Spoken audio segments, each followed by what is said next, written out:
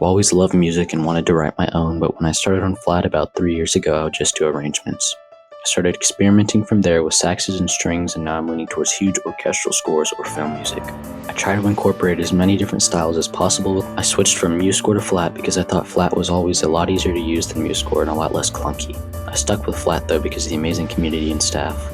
I got a lot of inspiration from Josh Holmberg when I first started writing music, but Groovy and A-Sharp also put out some incredible music.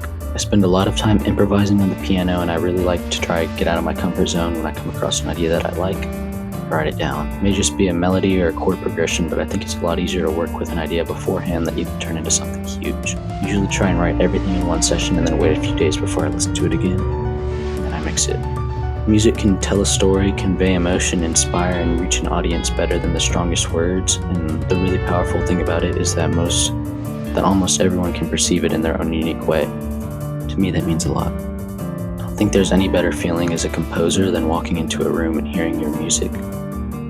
My biggest dream is to write memorable music for movies that inspires other people to write music. The best advice I could give to a new composer is to compose what feels right to you.